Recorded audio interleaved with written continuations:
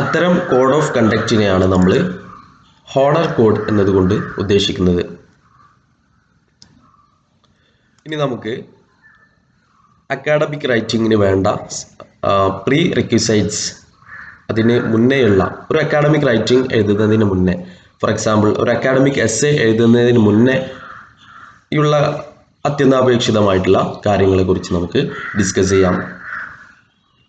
അപ്പോൾ അതിന് 6 സ്റ്റെപ്സ് ആണുള്ളത്. അപ്പോൾ പ്രോസസ് ഓഫ് അക്കാഡമിക് റൈറ്റിംഗ് അല്ലെങ്കിൽ process of writing planning and essay, അതും ഇതും തമ്മിൽ കൺഫ്യൂസ്ഡ് ആവരുത്. അപ്പോൾ ഇത് നമുക്ക് മുന്നേ വേണ്ട ചില കാര്യങ്ങളാണ്, അക്കാഡമിക് റൈറ്റിംഗ് എഴുതുന്നതിന് മുന്നേ വേണ്ട ചില കാര്യങ്ങളാണ് പ്രീ റിക്വിസൈറ്റ്സ് എന്നതുകൊണ്ട് ഉദ്ദേശിക്കുന്നത്. അപ്പോൾ അതിനുള്ള ഒന്നാമത്തെ ഒരു വഴിയാണ് എങ്ങനെ അക്കാഡമിക് റൈറ്റിംഗ് സ്റ്റാർട്ട് ചെയ്യാം എന്നുള്ളതാണ് നമ്മൾ നോക്കാൻ പോകുന്നത്.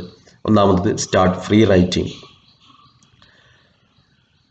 നമ്മുടെ ഒഴിവ് സമയങ്ങളിലൊക്കെ നമ്മൾ ഈ ഒരു അക്കാഡമിക് റൈറ്റിങ്ങിലേക്ക് എത്തും വിധം നമ്മൾ ഒരുപാട് പ്രാക്ടീസ് ചെയ്യുക.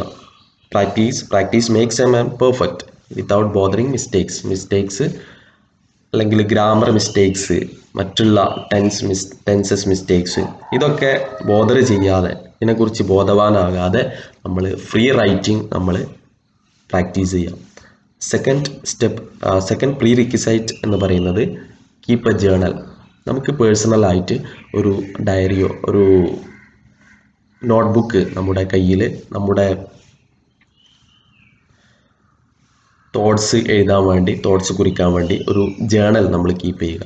ഇപ്പോൾ വില്യം വേർഡ്സ്വർത്ത് അദ്ദേഹം പറഞ്ഞിട്ടുണ്ട്, fill your paper with breathings of your heart എന്നുള്ളത് ഒരു കൊട്ടേഷനാണ്. നിങ്ങളുടെ എല്ലാ വാക്കുകളും നിങ്ങളുടെ ഹൃദയത്തിൽ കുറിച്ച് വെക്കുക എന്നുള്ളത്. ഇനി തേർഡ് പ്രീ റിക്വിസൈറ്റ് എന്ന് പറയുന്നത് റീഡിങ് ആൻഡ് റൈറ്റിംഗ്.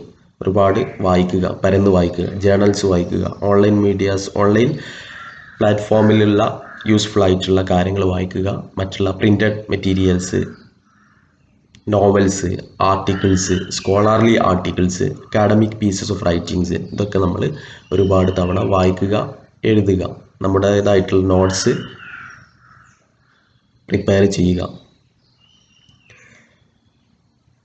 അപ്പോൾ നമ്മൾ ശ്രദ്ധിക്കേണ്ടത്, നമ്മൾ ഏതൊരു ടോപ്പിക് എടുക്കുകയാണെങ്കിലും, അക്കാഡമിക് എസ്സേക്കോ അക്കാഡമിക് റൈറ്റിങ്ങിനോ ഏതൊരു ടോപ്പിക് എടുക്കുകയാണെങ്കിലും അതിന് മുന്നേ ഒരുപാട് ആളുകൾ ഒരു പക്ഷേ റിസർച്ച് ചെയ്തിട്ടുണ്ടാവും ആ ടോപ്പിക്കിനെ കുറിച്ച്. അപ്പോൾ നമ്മൾ മനസ്സിലാക്കേണ്ടത്, അത്തരത്തിലുള്ള ഒരു ഓൺഗോയിങ് കോൺവെർസേഷനിൽ നമ്മൾ ജോയിൻ ചെയ്യുകയാണ് ചെയ്യുന്നത്. അപ്പം അതുകൊണ്ട് തന്നെ മറ്റുള്ളവരുടെ ഒപ്പീനിയൻസും നമുക്ക് വളരെ ഇമ്പോർട്ടൻ്റ് ആണ്. അതുകൊണ്ട് അതും നമ്മൾ സീക്ക് ചെയ്യുക. ഇനി ഫോർത്ത് പ്രീ റിക്വിസൈറ്റ് ആണ് തിങ്ക് ക്രിട്ടിക്കലി. വിമർശനാത്മകമായിട്ട് ചിന്തിക്കുക, ലോജിക്കലായിട്ട് ക്ലിയർ ആയിട്ട് ചിന്തിക്കുക. നമ്മൾ പറയാറുണ്ട്, നമ്മുടെ ചിന്ത ഇറ്റ് വിൽ മോഡിഫൈ, നമ്മുടെ എഴുത്തിനെ സ്വാധീനിക്കുന്നു. അതുപോലെ എഴുത്ത് നമ്മുടെ ചിന്തകളെ സ്വാധീനിക്കുന്നു. ഇനി fifth one, develop research skills. Research എന്ന് പറഞ്ഞാൽ തന്നെ നമ്മളൊരു ടോപ്പിക്ക് തിരഞ്ഞെടുത്ത് ഒരു ക്വസ്റ്റ്യൻ നമ്മുടെ മുന്നിലിട്ട് അതിനെ സീരിയസ് ആയിട്ട് നമ്മൾ എൻക്വയറി ചെയ്യുക എന്നുള്ളതാണ്. അപ്പോൾ കിട്ടുന്ന മെറ്റീരിയൽസ് എല്ലാം വായിച്ചു നോക്കുക. സിക്സ്ത് പ്രീ റിക്വിസൈറ്റ് എന്ന് പറയുന്നത് learn the language of your discipline. നമ്മൾ ഏത് ഡിസിപ്ലിനാണോ, ഫോർ എക്സാമ്പിൾ സോഷ്യൽ സയൻസ് ആണെങ്കിൽ അങ്ങനെ, സയൻസ് ആണെങ്കിൽ അങ്ങനെ, മാത്തമാറ്റിക്സ് ആണെങ്കിൽ അങ്ങനെ. അപ്പോൾ അത്തരത്തിലുള്ള കീവേഡ്സ് ആൻഡ് ഫ്രേസസ് ഒക്കെ ഉണ്ടാവും. അപ്പോൾ അതിലുള്ള ഫണ്ടമെൻ്റൽസ് കാര്യങ്ങളൊക്കെ നമ്മൾ ഒന്ന് പഠിച്ചു വെക്കുക.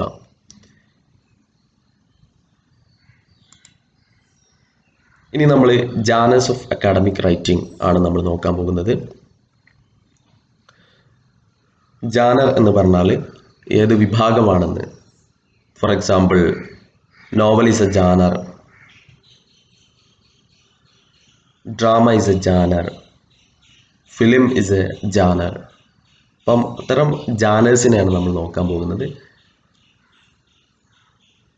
Essays, research papers, case study, literature review, project report, proposals, dissertation or thesis. ഇത് രണ്ടും സെയിം തന്നെയാണ്. പക്ഷേ ചില രാജ്യങ്ങളിൽ അതിന് വ്യത്യസ്തമായിട്ടാണ്. ഒന്ന് മാസ്റ്റേഴ്സ് ഡിഗ്രി, ഒന്ന് ഡോക്ടറൽ ഡിഗ്രി. ഇവിടെ ഫൈനൽ സബ്മിഷൻ പേപ്പറാണ് നമ്മൾ ഡിസർട്ടേഷൻ അല്ലെങ്കിൽ തീസിസ് എന്ന് പറയാം. അതിനെക്കുറിച്ച് നമ്മൾ ഡിസ്കസ് ചെയ്യുന്നുണ്ട്, ഇതിൽ വരുന്നുണ്ട്. പിന്നെ അക്കാഡമിക് റൈറ്റിങ്ങിൽ എസ്സേസ് എല്ലാം ലീനിയർ സ്ട്രക്ചർ ആയിരിക്കും. ഏറ്റവും ഇമ്പോർട്ടൻ്റ് ആയിട്ടുള്ള പോയിന്റ്സ് ഒക്കെ ആദ്യം കൊടുക്കും. അപ്പോൾ സീക്വൻസിങ് നല്ല വരുന്നുണ്ട്. ഒരു ഇൻവേർട്ടഡ് പിരമിഡ് സ്ട്രക്ചറിലാണ് നമ്മൾ അക്കാഡമിക് എസ്സേസ് ഒക്കെ എഴുതുക. അപ്പോൾ അക്കാഡമിക് എസ്സേസ് ഡിസ്കസ് ചെയ്യുമ്പോൾ നമ്മൾ അത് പറയും. മോസ്റ്റ് ഇമ്പോർട്ടൻ്റ് ആയിട്ടുള്ള കാര്യങ്ങൾ ആദ്യം പറയും, പിന്നെ ലീസ്റ്റ് ഇമ്പോർട്ടൻ്റ് ആയിട്ടുള്ള കാര്യങ്ങൾ പിന്നെയും പറയും. ഇപ്പോൾ ഒരു എസ്സേക്ക് 3 പാർട്സാണ് മെയിനായിട്ടുള്ളത് ഒരു അക്കാഡമിക് എസ്സേക്ക്. Introduction, body paragraph and conclusion. ഒരു 5 പാരഗ്രാഫ് എസ്സേക്ക് 3 പാർട്സാണുള്ളത്. Introduction, 3 body paragraphs and conclusion. 3 body paragraph minimum വേണം, പിന്നെ ഒരു കൺക്ലൂഷൻ. അപ്പോൾ ഒന്നാമത് ജാനർ നമുക്ക് ഡിസ്കസ് ചെയ്യാം. എസ്സേ ഒരു ക്വസ്റ്റ്യൻ ആൻസർ ചെയ്യാനാണ് നമ്മൾ എഴുതാറ്, അല്ലെങ്കിൽ ഡിഫെൻഡ് ആൻ ആർഗ്യുമെൻറ്റ്, ഒരു ആർഗ്യുമെൻറ്റിനെ, നമ്മുടെ വാദത്തെ സപ്പോർട്ട് ചെയ്യാൻ, ഓർ ഒപ്പീനിയൻ വിത്ത് എവിഡൻസ്, നമ്മുടെ അഭിപ്രായങ്ങൾ അത് എവിഡൻസോടുകൂടി, തെളിവുകളോടുകൂടി നമ്മൾ അതിനെ വിശദീകരിക്കാൻ നമ്മൾ ഇത് അക്കാഡമിക് എസ്സേ എഴുതും. അല്ലെങ്കിൽ analyse, contrast, describe or evaluate. ഇനി second one, research paper or article. Academic റൈറ്റിങ്ങിൻ്റെ മറ്റൊരു വിഭാഗമാണ് റിസർച്ച് പേപ്പർ എന്നുള്ളത്. നമ്മൾ കാണാറുണ്ട് PhD ചെയ്യുന്ന സ്കോളാർസ്, അപ്പോൾ അവരൊക്കെ റിസർച്ച് പേപ്പർ എഴുതാറുണ്ട്, അല്ലെങ്കിൽ ആർട്ടിക്കിൾ എഴുതാറുണ്ട്. അപ്പം ഇതിൻ്റെ ഒരു പ്രത്യേകത എന്ന് പറയുന്നത് എസ്സേനേക്കാളും ലോങ്ങർ ആയിരിക്കും റിസർച്ച് പേപ്പർ. പിന്നെ ലിറ്ററേച്ചർ റിവ്യൂ എന്ന് പറഞ്ഞാൽ reading the previously prepared topics on the same topic, അല്ലെങ്കിൽ previous books that are related to our topic. നമ്മൾ ഒരു റിസർച്ച് ചെയ്യുന്നുണ്ടെങ്കിൽ, അല്ലെങ്കിൽ ഒരു അക്കാഡമിക് റൈറ്റിങ്ങിൽ നമ്മൾ അറ്റംപ്റ്റ് ചെയ്യുന്നുണ്ടെങ്കിൽ, അതിന് മുന്നേ ഒരുപാട് സ്കോളാർസ് അതിനെക്കുറിച്ച് എഴുതിയിട്ടുണ്ടാകും. അപ്പോൾ അത് വായിക്കുക, സമ്മറൈസ്, അത് വായിച്ച് മനസ്സിലാക്കുക എന്നുള്ളതാണ് ലിറ്ററേച്ചർ റിവ്യൂ, പ്രീവിയസ് റീഡിങ്സ്. പിന്നെ മെത്തഡോളജി, റിസർച്ച് പേപ്പറിൽ അതിൻ്റെ മെത്തഡോളജി, അത് ചെയ്ത രീതി നമ്മൾ ഡിസ്കസ് ചെയ്യാറുണ്ട്. പിന്നെ discussion and conclusion.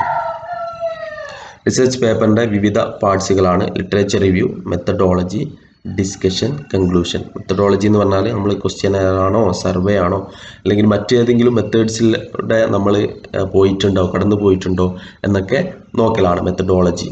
Way of doing, discussion and conclusion. ഈ 4 പാർട്സാണ് റിസർച്ച് പേപ്പറിനുള്ളത്. ഇനി ഡോക്യുമെൻറ്റേഷൻ സ്റ്റൈൽസ് ആണ്. MLA, APA and Chicago styles.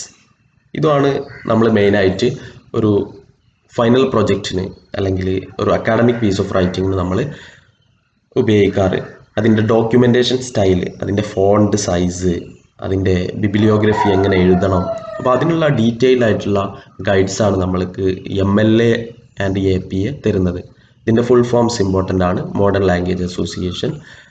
അപ്പോൾ MLA മെയിനായിട്ട് ഉപയോഗിക്കുന്നത് ഹ്യൂമാനിറ്റീസ് ആൻഡ് സോഷ്യൽ സയൻസ് ഫീൽഡിലാണ്. MLAയിൽ നമ്മൾ വർക്ക്സ് സൈറ്റഡ് എന്നാണ് ബിബ്ലിയോഗ്രഫിക്ക് പറയാം. നേരെ മറിച്ച് APAയിൽ നമ്മൾ റെഫറൻസസ് എന്നാണ് നമ്മൾ പറയാം. Works cited MLA. അപ്പം MLA ഇത്തരം കാര്യങ്ങളെക്കുറിച്ചൊക്കെ ഒരു ഡീറ്റെയിൽഡ് ആയിട്ടുള്ള അനാലിസിസ് തരുന്നുണ്ട്. Heading, title, abstract, introduction, formatting text, etcetera. പിന്നെ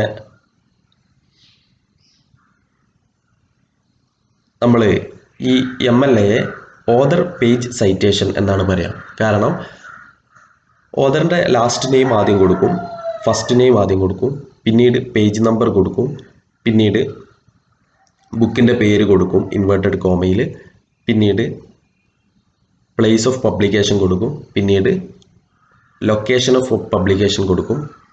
അതിനുശേഷമാണ് നമ്മൾ ഡേറ്റ് ഓഫ് പബ്ലിക്കേഷൻ കൊടുക്കുന്നത്.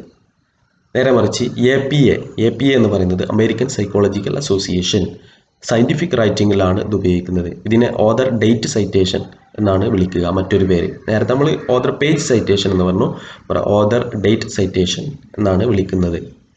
APAയിൽ റഫറൻസസ് വരുന്നുണ്ട്.